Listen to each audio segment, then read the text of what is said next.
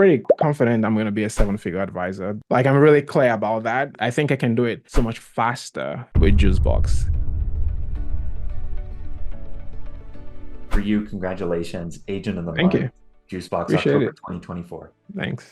Pre-Juicebox, before you found us and joined us 3 to 6 months ago in that kind of range, can you talk about some of the things that you had tried specifically to scale your IUL and annuity production? What were some of those things that you had tried before finding us? Yeah, I was mostly seminars. I still do that when I enjoy teaching, but I wanted a low pressure way to connect with people, listen to them, and be able to offer solutions. So I wasn't very open to the idea of buying leads. So I'd gotten a lot of offers to do that and listen to a lot of pitches, but I would always back out some point, like, yeah, I don't think I want to call strangers. But when you come to the seminar, there's a little bit of warmth there, so I can follow up, and I would give out surveys. If you fill this survey, I would ask, would you like an appointment? So it was just easy, low pressure way for me. I think that's how Toby became a financial professional. He attended a seminar I did a long time ago. We knew each other, but it's like went through the seminar. I'm like, you know what? I can probably do this business. But anyway, so yeah, that's been my thing. So I did that for a while. It wasn't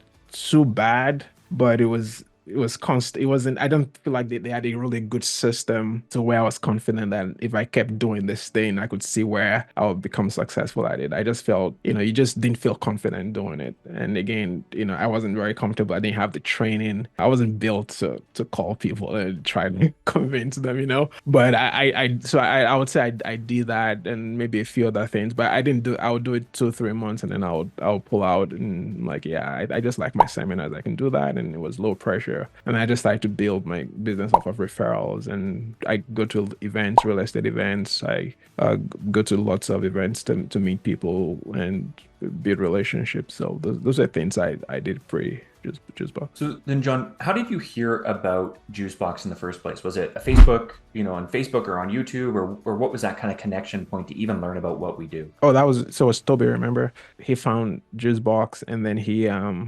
said, John, you gotta try this thing. Most of last year, my cousin and I were, started well, we've been doing a couple of businesses together outside of what I do as a financial advisor. And I kind of spent a lot more time on that side of things to where I was like, yeah, Toby, probably makes sense what you're saying, but from what I'm hearing, I need a lot of time to learn this thing and to make this calls, and I don't think I can do it. But coming into this year, I'm like, I need to focus 100% on building my business. So I reached back out to him. So then I went online and searched, and then I just go back into the funnel and did the whole 9 yards. Because I really also wanted to see what the funnel was like for myself. So I didn't go back to Toby and say, hey, Toby, give me a number. I was like, you know what? I'm gonna get back into the funnel and just because I felt like that would make me feel what would my client experience they came through the juice box funnel. That's what I did to go back there. But I would always ask him questions and What were some of those say questions that you were asking? Like, what was some of that skepticism that you had? Why didn't you jump in right away? it's a significant amount of time and investment. It was just if I'm gonna keep doing this thing, what's obviously I cared about what success he had had. I'm like, did you really close as many cases? Did you da da da? So would it really work? It's just the usual. There's so much marketing. I've paid for a lot of marketing stuff. So other than just maybe leads, just Facebook marketing and Instagram, I've paid for a ton of stuff.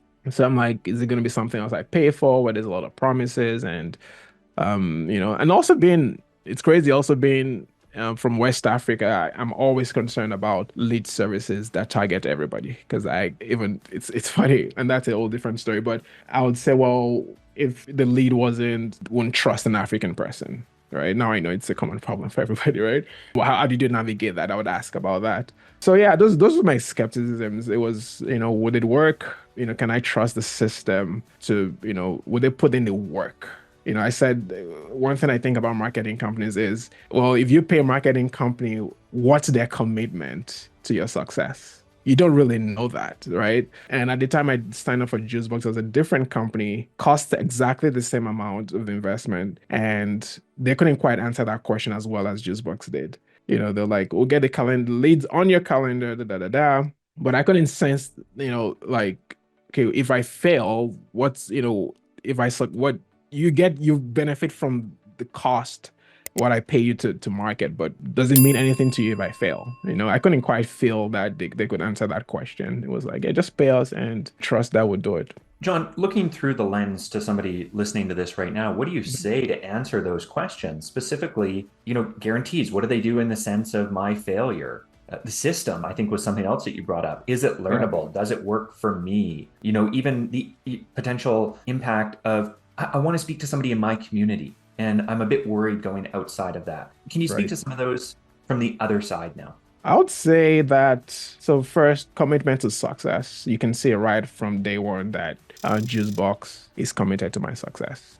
The quality of training, the whole success path thing, like they took time to build this thing. I'm like, yeah, they could still sell the leads and do half of that, and most people would still probably sign up for it. But they took the time to build this thing. And I can smell excellence. I'm really into just, I mean, you can tell from like my space to being a classical musician to how I dress, how I try to present myself, and the experience my clients should have. I'm committed to excellence. I could see that with Juicebox that they're committed to excellence. That alone meant first we had a good marriage right there first, right? Good relationship. But then when it comes down to it, it's like the check-ins, the emails, the environment, the weekly sales coaching. I'm like, wow. That blows my mind every time. The case design. It's funny I suggested that to a couple of agents a couple of years back when I got started. I'm like, hey, can we get together and just go over our cases together? You show me what you're working on. I'll show you what I'm working on. Let's bounce ideas. Because I'd never been an agent an advisor that what was in it for me ahead of what was in it for my client. I really care that I was getting the best solutions for my client. So I saw that from day one in Juicebox that those meetings we did, it was like, yeah, let's get the best thing for the client because this relationship is a lifetime. And that's how I saw financial services. It's like every connection is a lifetime. So I could see how Juicebox is saying, well, as your marketers, we're building a lifetime relationship. So you can see how that makes sense for me to, I'm building a lifetime relationship with my clients. My marketing team is saying that's what we want to build with you as well. And we want you to keep succeeding so your clients can keep succeeding. So I could just put that together from my first couple of weeks interacting with you guys. You've discussed some of those really important things to you. What matters to you about your relationship with Juicebox? Can you answer the question about, so specifically, somebody who's just joined Juicebox? They've just joined Juicebox, they're in their first week. What do you say to them 3 to 6 months into the future? You're 3 to 6 months into your journey with us. What do you say to that person who's just starting out? What are some of the tools and resources and coaching calls that they should really dive into and learn and understand for somebody who's already completed the success path? I think also just knowing where you're at in your business and being clear what your goal is. So I came into Juicebox not wanting to be better at products. I came in wanting to just be a better salesperson, period. Like I want to be able to, I can figure out product, right? And we're going to keep learning product the entire lifetime, but can I connect with people? So I think coming into Juicebox and knowing what your goal is or where you're at first, and then using the tools like Jim would say in his training, not just in case, just in time, not just in case, right? So what do you need right now to grow your business? Definitely go through the success path, but there's things I go back to constantly in the success path because that's what's important to where I'm at right now in my business. That would be my advice there's a lot of stuff you can learn, product and sales techniques and how do you call, how do you follow up, all of that. But you can't get all of that at once, right? So you have to kind of narrow down to what's going to move your business to the next step as fast as possible. And then go just dive into that. The sales calls might be more important than the case planning calls, right?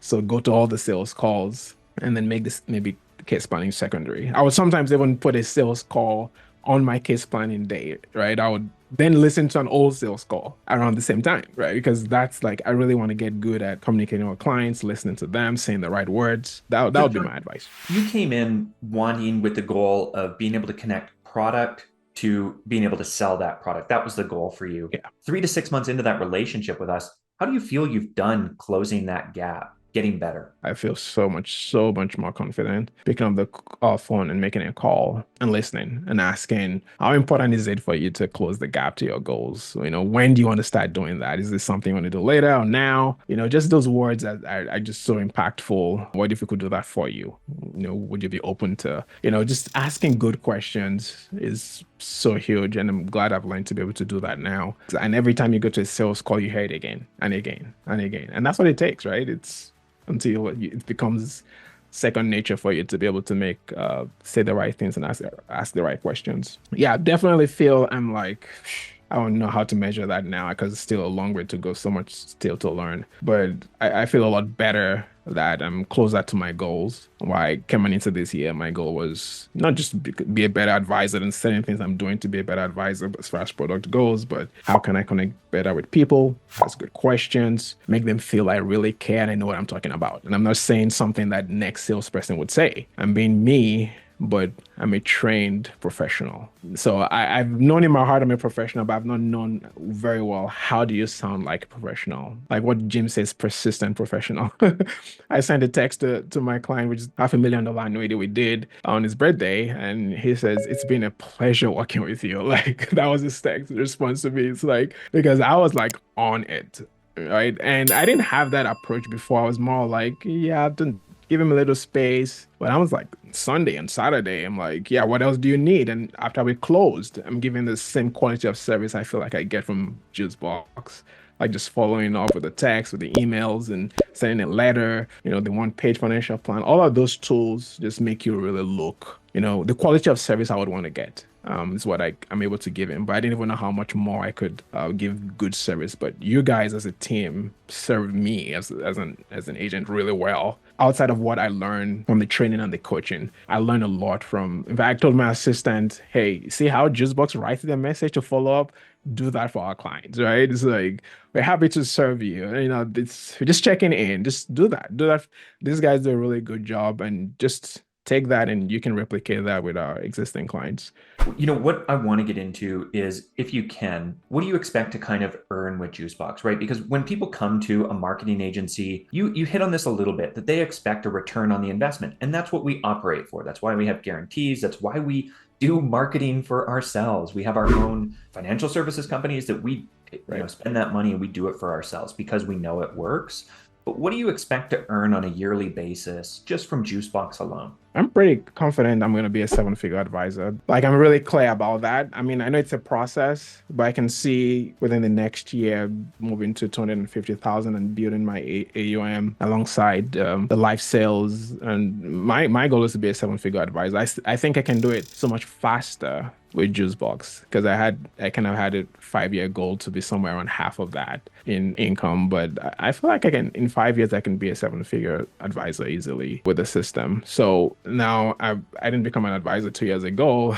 I got licensed in 2016, something like that. And while because I do a lot of other businesses, I've also learned a lot about just entrepreneurship and business over the years. Now taking all of that and narrowing in, saying, okay, no, financial services is my main thing going forward. Yeah, I know I can really apply the tools you guys give. And I'm glad, that's why I became a part of partners as well, because I ran through the training and said, well, our goal is to build 107-figure advisor. I'm like, yeah, that's what I'm trying to do. Okay. So I'm like, easy. If that's your goal as a group to help advisors become seven-figure earners, and that's my goal, let's do it. I want to partner with you guys to help me get there. So yeah, that's a little far out, but like I said, I think the system, the training, the environment makes me feel confident that it's not as far out as I thought. I just need to get better, stay persistent, and keep learning every day. Congratulations to you, Thanks. my friend. And such a wonderful experience seeing the growth and the engagement that you've had over the last 3 to 6 months. And I know that you're going to be that seven-figure, the 1 out of 100,